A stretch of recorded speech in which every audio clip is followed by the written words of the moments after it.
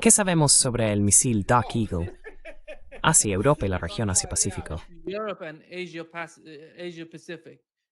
Yeah, I mean, we know what they Sí, tell quiero us. decir, sabemos lo que nos dicen, que funciona.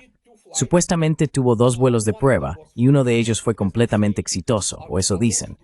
Supuestamente es su, ya sabes, cuerpo deslizante, o como lo llamen. Nadie sabe qué velocidad real se alcanzó. Está totalmente bajo secreto porque no funciona, y no ha estado funcionando durante los últimos 5 años. Recuerda, decían allá por 2020, estamos a punto de desplegar esta arma hipersónica de largo alcance, Dark Eagle, y han estado desplegándola desde entonces. Obviamente, solo transportan esos contenedores que se suponía que la contenían. Transport all those containers which were supposed to have it, but reality is, even if Pero la realidad es que, incluso si alcanza la IOC, capacidad operativa inicial, los rusos se lo toman lo bastante en serio. Por eso tienen todo tipo de sistemas de detección, como el radar Resonance, y todos esos S-500 e incluso S-400, los misiles más recientes que pueden interceptarlo, sin mencionar el S-300-4. Pero sí, es solo un intento de hacer algo, ya sabes, demostrar que, sí, nosotros también estamos en la carrera hipersónica. En realidad no. Rusia ya está en la segunda generación de armas hipersónicas.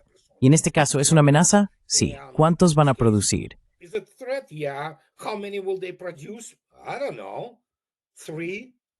No lo sé. 300, quizá 500. No lo sé. Eso es más o menos todo. La realidad es que se enfrentaban a obstáculos tecnológicos muy importantes. No, en realidad enormes, porque construir un vehículo hipersónico maniobrable similar a la Vanguard, por ejemplo, vaya, eso lleva mucho más de 5 años, ya sabes. Pero ellos dicen, sí, estamos a punto de hacer esto y aquello.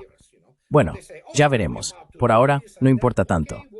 Pero si Europa quiere morir, si Dios no lo quiera, se llega a eso. Se verán obligados a convertirla en un aparcamiento. Will be forced to be turned into the parking lot.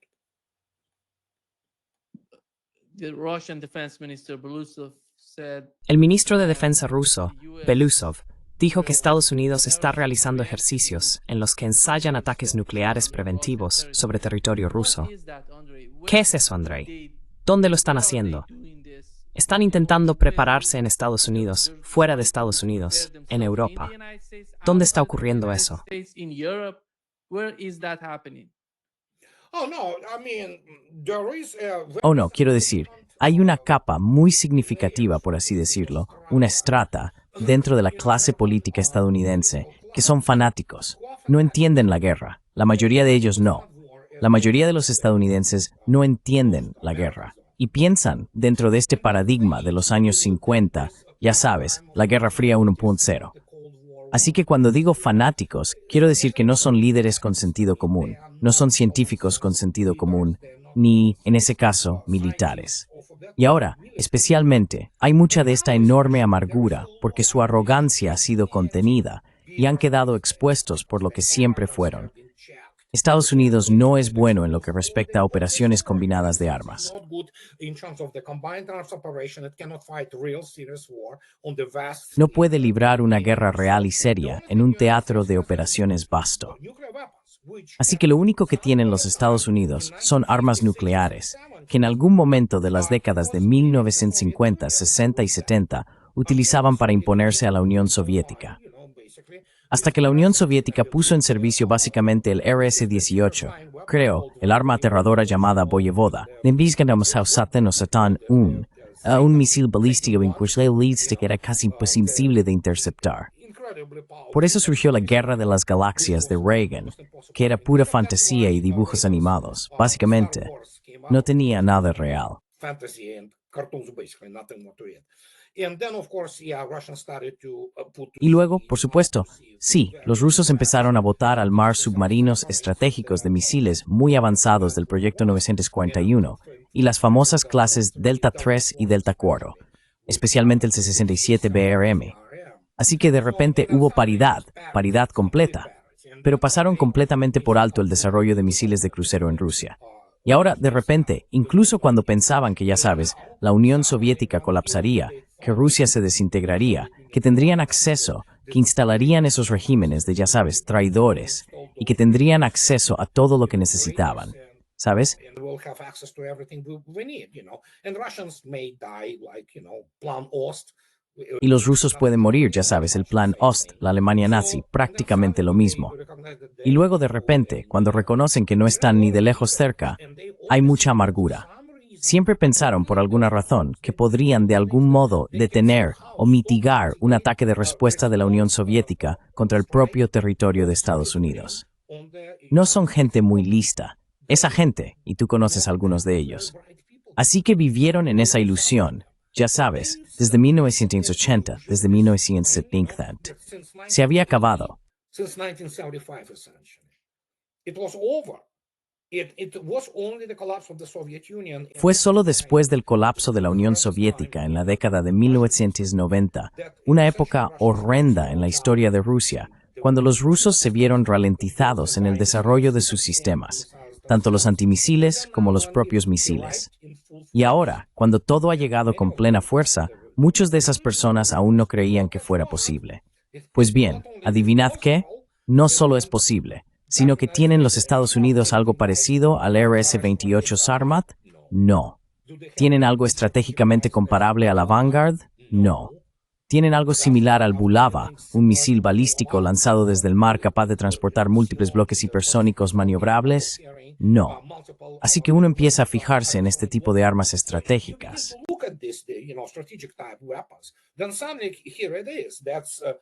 El Insomne, ahí lo tienes. Esa es una historia completamente diferente. ¿Cuál es su clon? El 3E-22, hipersónico, antibuque. También es un misil de ataque terrestre. Es estratégico. Bueno, si lo miras con atención, igual que dijo Vladimir Putin, y le cito, ¿dónde colocas el Poseidón o el Burevestnik? ¿En qué categoría? ¿Son armas estratégicas? Sí. ¿Pueden ser, digamos, armas de nivel operativo? Sí. Puedes cargar, por ejemplo, en el Poseidón esas 20 toneladas de explosivos convencionales, ¿cómo se llaman? Y el artefacto simplemente se colocará debajo de un portaaviones. Dios no lo quiera, ¿de acuerdo? Simplemente explotará, y eso será todo. Desaparecerá en segundos, ¿sabes? Y eso ni siquiera sería nuclear. Entonces, ¿dónde los colocas? ¿Cómo clasificas esas armas? ¿Cómo clasificas el Burevestnik? Lo llaman un arma del fin del mundo.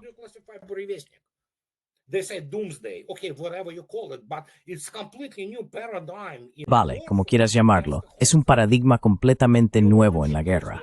Ese es todo el asunto. Lanzas esos, y el Burevestnik está entrando ahora en su capacidad operativa inicial. Y luego, como ya dije, los tienes totalmente supersónicos si llega el caso, y después hipersónicos.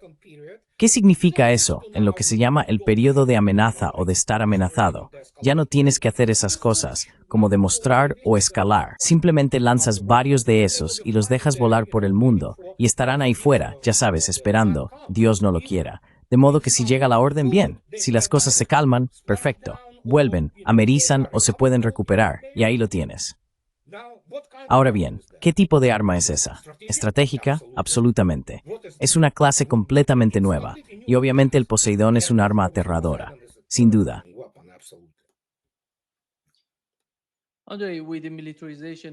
Andrei, con la militarización de Europa y la continuación de la guerra en Ucrania, ¿crees que nos dirigimos hacia el fin total del control de armamentos?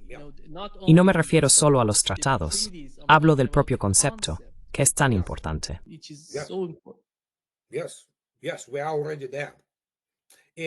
Sí, ya estamos allí. Y esto es lo que hay que entender. Europa no puede realmente militarizarse.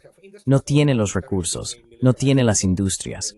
Bueno, puede que el señor Putin se militarice a sí mismo durante lo que haga por la noche, ya sabes, en su cama. Pero el punto es que Europa ha sido completamente desmilitarizada, y lo mismo ocurre con Estados Unidos, a menos que Estados Unidos empiece a entregar los restos que queden de su verdadero equipo de primera línea. En cuanto a tanques o Bradleys y demás, los Patriots no funcionan. Lo sabemos, es patético. Y cuando miras esto, ¿pueden siquiera reponerlo? No pueden. Ese es el problema. ¿Puede Europa por sí sola participar en una carrera armamentística? No, ni siquiera pueden producir un tanque normal. Quiero decir, pueden producir maquetas, eso seguro. I mean, they can produce mock-ups, that's for sure. Did you see what they achieved in the ¿Has visto lo que han conseguido en los últimos, no sé, 20 años? No. Quiero decir, es realmente patético. Ejércitos tipo Chihuahua, ya sabes, que nunca han combatido en nada. Operativamente, estamos hablando de un nivel completamente distinto, una desproporción total entre el cuerpo de oficiales en Rusia, especialmente el Estado Mayor y los mandos operativos, y lo que tenga la OTAN. No saben cómo librar más de una guerra. Simplemente no lo saben. Y cuando escuchas a sus generales a veces empiezas a preguntarte, ¿son realmente tan estúpidos? Y lo son. Ese es el descubrimiento aterrador. Esa gente son unos aficionados. Fueron concebidos para las guerras de los años 90, contra, ya sabes, ejércitos del tercer mundo como el de Irak. Y aún así, ni siquiera allí lo hicieron tan bien, en realidad. Así que como resultado, ¿dónde estamos ahora? Los rusos están despreocupados.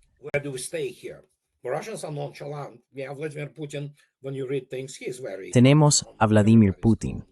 Cuando lees cosas sobre él, es muy tranquilo. Todos están tranquilos. Simplemente dicen que lo que hay que hacer se hará. Pero, desde el punto de vista industrial y de recursos, no pueden producir en masa, especialmente el tipo de producción en masa que importa en el mundo moderno. Y no estoy hablando de drones, aunque Rusia produce más que todos los demás juntos en cuanto a drones de combate. No se trata de eso. Si observas el estado reciente, por ejemplo, del ejército del Reino Unido, lo entregaron todo. Todos los cañones autopropulsados, todo tipo de vehículos blindados de transporte de tropas, piezas de artillería remolcadas, todo a Ucrania. Y todo eso, por supuesto, ha sido aniquilado. Así que, ¿qué queda del ejército británico? Quiero decir, solo un grupo de tipos con fusiles y poco más.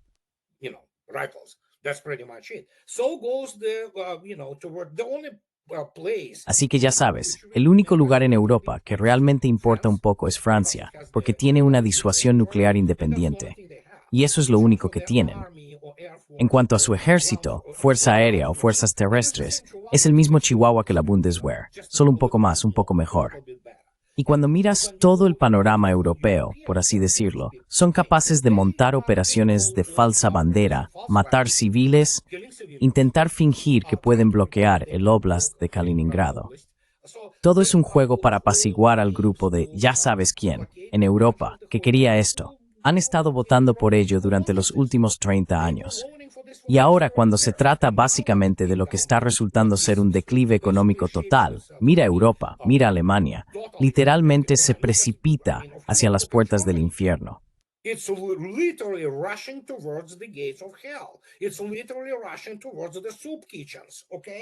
Literalmente se está precipitando hacia los comedores sociales, ¿vale? Lo mismo va a pasar con Francia. El Reino Unido, mira lo que está ocurriendo en el Reino Unido. Ya no son naciones en el sentido clásico, son cloacas multiculturales donde las poblaciones nativas, esos pueblos europeos tradicionales, no están exterminados, pero sí completamente derrotados, están adoctrinados, y lo único que les importa, lo cual es comprensible, es simplemente sobrevivir económicamente. Estamos solo al principio.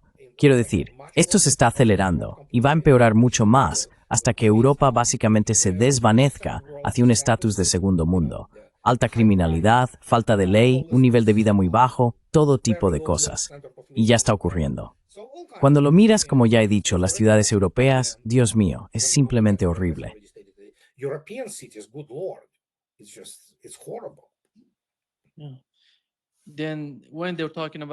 Entonces, cuando hablan de la producción de armas y de munición, básicamente están hablando del complejo militar industrial de Estados Unidos. La línea principal, ya sabes, es Estados Unidos. Los europeos no tanto. No, no lo están.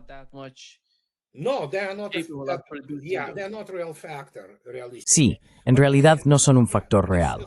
Pero por otro lado, no olvides que toda esta camada de los llamados estadistas europeos no son estadistas, ni siquiera son buenos políticos. Básicamente son un grupo de niños de guardería.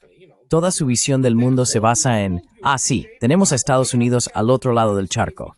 Esos vendrán a defendernos de esos malvados rusos que quieren robarnos, lo que sea, basura, contenedores.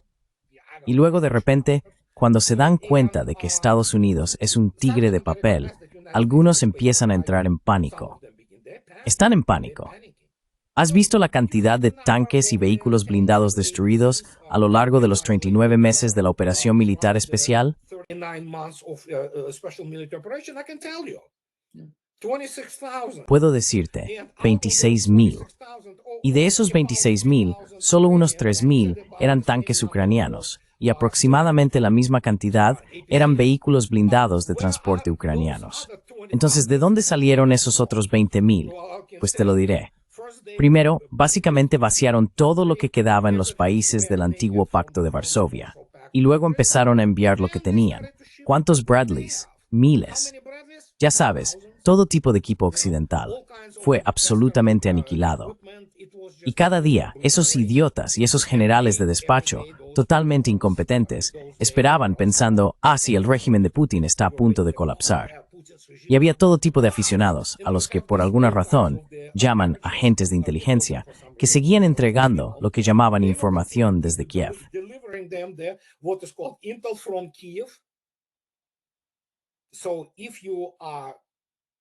Así que, si estás en ese nivel y crees eso, ¿qué significa? Significa que no eres profesional. Y puedo decirte que los ejércitos de la OTAN no son ejércitos profesionales. Son una broma, especialmente las fuerzas terrestres. Así que ahora están en pánico, absolutamente desesperados al ver lo que está ocurriendo. Y por alguna razón, el régimen de Putin no se está derrumbando. No lo sé, se suponía que la economía rusa iba a irse, ya sabes, al infierno. Pero no se está yendo al infierno. Los rusos están aumentando todo tipo de producción y la economía va muy bien. Y ellos, sí, ya sabes, ahora tienes a este payaso, perdón por la expresión, de la Casa Blanca que dice, sí, Estados Unidos puede destruir el mundo 150 veces. Los aranceles, ya sabes.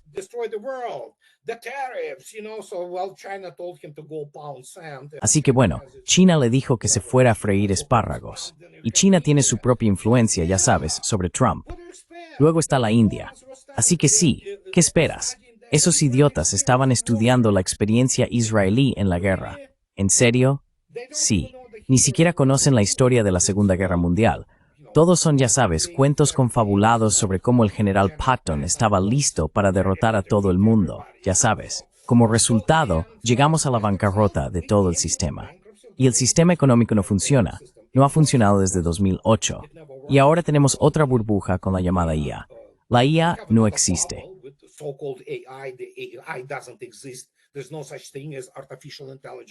No existe tal cosa como la inteligencia artificial. Evidentemente no entienden lo que son las redes neuronales.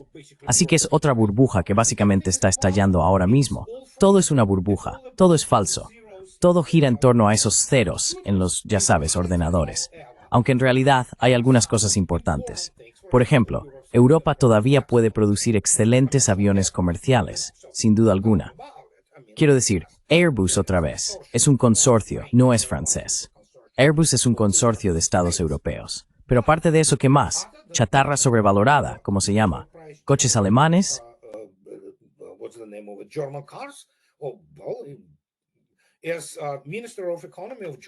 Bueno, como dijo la ministra de Economía de Alemania hace unos 10 días, se llama Reich, nada menos, salió y dijo que Alemania ha dejado de ser competitiva. Por supuesto, en realidad dejó de ser competitiva hace mucho tiempo. Y si miras de cerca, incluso Siemens, sí, Siemens, no solo el material rodante o las turbinas, bueno, ya no importa realmente. Esas famosas máquinas de resonancia magnética, los escáneres CT y todo eso. La mayoría de las piezas ya se fabrican en Alemania. Se envían desde China, desde Asia. Así que en serio, ¿deberían que todavía importáis? No es así.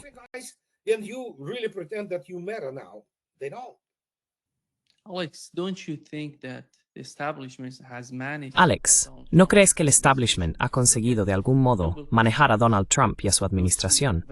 Porque mira, el Premio Nobel de la Paz va a Venezuela y a María Corina Machado, y Trump vuelve a caer en el mismo tipo de políticas.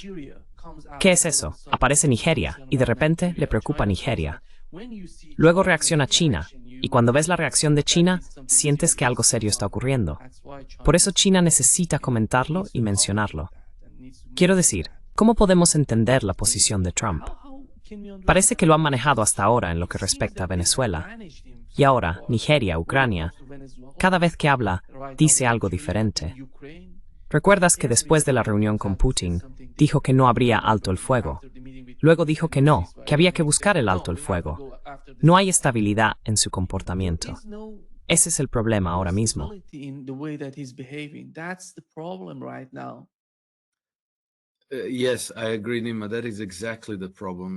Sí, estoy de acuerdo, Nima. Ese es exactamente el problema. La razón por la que no estoy seguro de que realmente vaya a llevar a cabo un cambio de régimen en Venezuela es por su historial, por la forma en que ha actuado antes. En su primer mandato, hubo un momento en que parecía que Estados Unidos podría ir a la guerra con Corea del Norte. Recuerda, empezaron esa guerra de palabras. Él llamaba a Kim Jong-un hombre cohete pequeño y decía, yo tengo cohetes más grandes.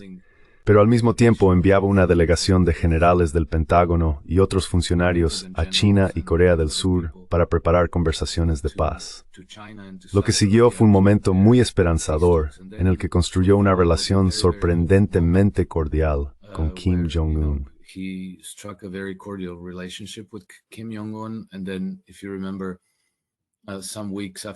Y luego, si recuerdas, unas semanas después de eso, en realidad empezaron a desminar la zona de demarcación entre Corea del Norte y Corea del Sur, y parecía que se estaban moviendo hacia la reunificación de las dos Coreas. Luego, durante esta administración, en un momento pareció que Estados Unidos iba definitivamente a ir a la guerra con Irán. Me costaba creer que realmente fueran a hacerlo, y ya sabes, Trump empezó entonces a bombardear Yemen y a hacer todas esas locuras, llevar bombarderos estratégicos a Diego García y así sucesivamente. Y luego de todo ese caos surgió, por lo que valga, el acuerdo de paz en Israel y Gaza.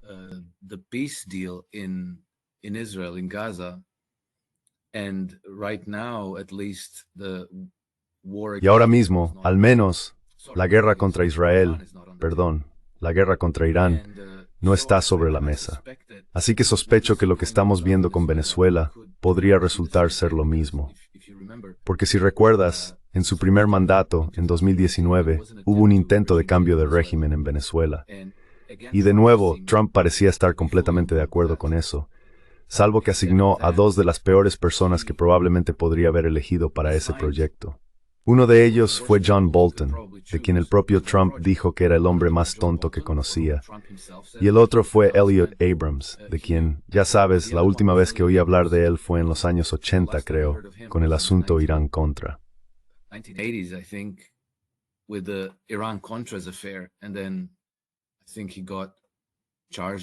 Y luego creo que fue acusado, declarado culpable, y creo que recibió una condena de prisión, y después fue indultado por George Bush padre. Así que el resultado de todo aquello fue que Maduro sigue en el poder en Venezuela. A pesar de todas las señales, de todos los mensajes, el cambio de régimen no ocurrió. ¿Va a ser igual esta vez? No lo sé. Pero hay algo que me preocupa. Si Estados Unidos logra cambiar el régimen en Venezuela y llevar a María Corina Machado al poder como presidenta, Trump habrá hecho un regalo colosal a los financieros de Wall Street, porque son ellos quienes quieren el cambio de régimen en Venezuela y en Nigeria y en todos los demás lugares, por supuesto. Y según tengo entendido, una de las misiones de Trump en el cargo era precisamente luchar contra la clase de los financieros globales.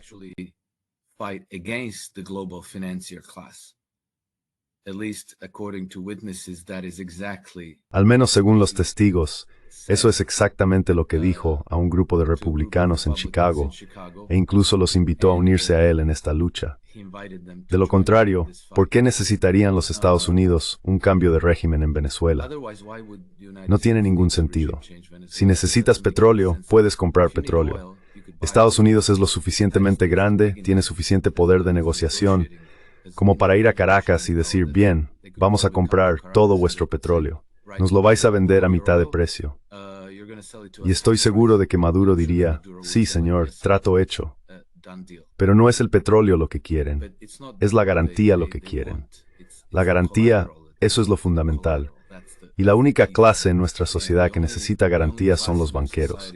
Así que la presión obviamente viene de Wall Street. Y en ese sentido también podemos entender por qué el premio Nobel fue para María Corina Machado.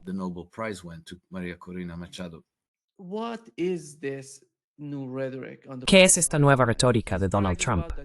Está presumiendo de que Estados Unidos es el más grande, de que tienen el mayor arsenal nuclear, lo cual, por cierto, no es correcto.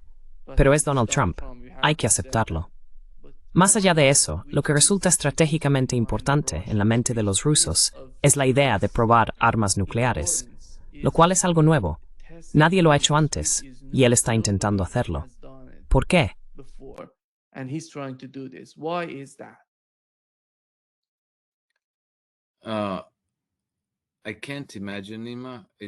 Sí, no me lo puedo imaginar, Nima. Parece una reacción instintiva que se desencadenó cuando Vladimir Putin anunció el misil Burevestnik y el Poseidón. Y creo que en parte puede que sea incluso un malentendido. Los rusos no probaron una ojiva nuclear, no probaron una bomba nuclear, probaron un vehículo, construyeron un motor a reacción de propulsión nuclear y lanzaron un misil de crucero capaz de volar largas distancias. Lo hicieron volar 14.000 kilómetros, lo cual es un avance, pero no hubo ninguna prueba de una bomba nuclear. Así que toda esta retórica por su parte es inapropiada, está equivocada. Casi parece una reacción instintiva nacida de un sentimiento de impotencia, porque sí, los estadounidenses tienen bombas nucleares, pero no tienen nada parecido a los misiles hipersónicos que los rusos poseen en muchas versiones.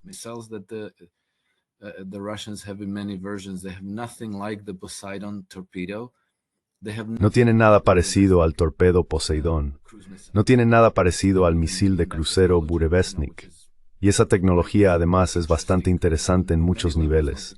No porque cree un misil de crucero sin límite de alcance, sino porque también podría ser una nueva tecnología para uso civil. Así que su respuesta es algo como, oh, ahora vamos a probar una bomba nuclear, ya verás. Y tenemos más que vosotros, aunque no sea cierto. Y todo el mundo sabe que no es cierto. No sé, simplemente no puedo. Por eso, ya hace meses y meses, prácticamente desde que empezó su administración, pensé que, por mi propia salud mental y para evitar una lesión cerebral, necesitaba dejar de escuchar lo que dice ese hombre y centrarme solo en las cosas que realmente están ocurriendo.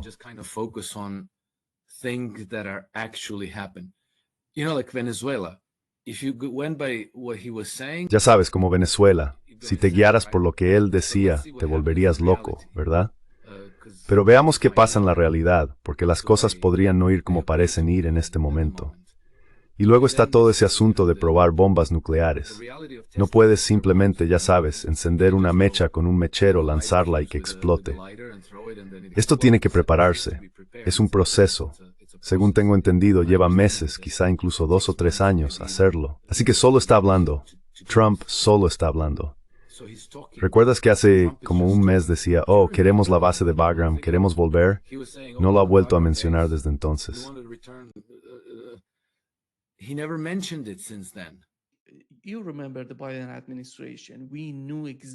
¿Recuerdas la administración de Biden? Sabíamos exactamente lo que iban a hacer. No nos gustaba, la criticábamos todo el tiempo. Lo que decía Antony Blinken, lo que decía Jake Sullivan, estaban en todas las noticias, hablando. Nadie está haciendo eso en la administración de Trump. ¿Quién es Rubio? ¿Sabes siquiera lo que piensa sobre lo que está ocurriendo, incluso en Venezuela? No sale nada de la administración. Ya sabes, el secretario de Estado, el asesor de Seguridad Nacional. Todo es el mismo Marco Rubio, y nadie sabe quién es Marco Rubio, ni lo que realmente quiere.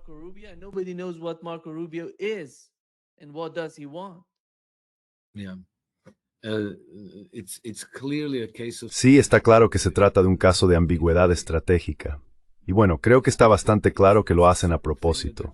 No sería un accidente, lo hacen deliberadamente. La cuestión es que están ocultando sus verdaderas intenciones. Así que nos resulta difícil interpretar lo que hacen, lo que intentan hacer y lo que realmente está ocurriendo. Pero tengo que decir que para mí esta situación es mucho más preferible a lo que teníamos con Antony Blinken, Jake Sullivan, Victoria Nuland y toda esa gente, porque ellos nos estaban empujando de forma obstinada hacia una escalada en Oriente Medio, en Ucrania, contra Rusia, contra China. Ya estaban preparando el terreno, colocando las piezas para todas esas guerras.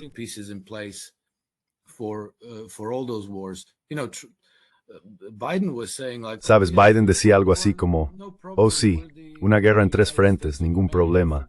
Somos los Estados Unidos de América, por el amor de Dios, podemos vencer a todos. Trump evidentemente está haciendo algo muy diferente. Y sabes, para mí, el cambio realmente importante en la nueva administración es que tenemos unas relaciones buenas y constructivas entre Rusia y Estados Unidos, lo cual ya sabes, no se puede sobreestimar lo importante que es, porque son las dos principales potencias nucleares. Y el mayor riesgo es la aniquilación nuclear de toda la humanidad. Así que el hecho de que las dos administraciones estén hablando entre sí, que mantengan relaciones amistosas y que avancen en una dirección constructiva, es extremadamente importante.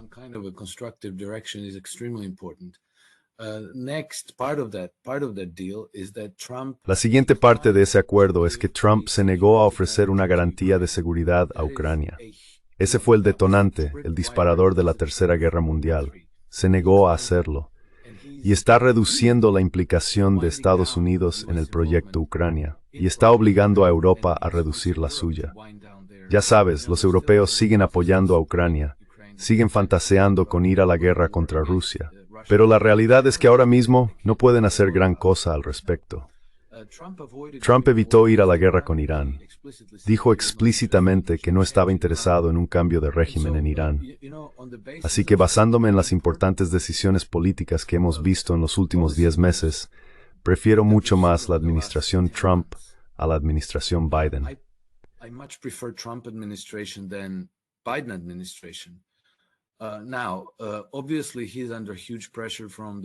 Ahora, obviamente está bajo una enorme presión del lobby sionista, de Wall Street, del complejo militar industrial y de muchos otros sectores para hacer otras cosas, probablemente para volver, ya sabes, a las mismas políticas que la administración estadounidense ha seguido desde la Segunda Guerra Mundial.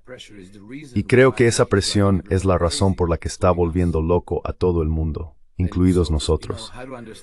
Así que ya sabes cómo entender Siria, cómo entender Nigeria, cómo entender Venezuela, Yemen y demás. No estoy nunca seguro. Nunca estoy seguro de cuál es la respuesta.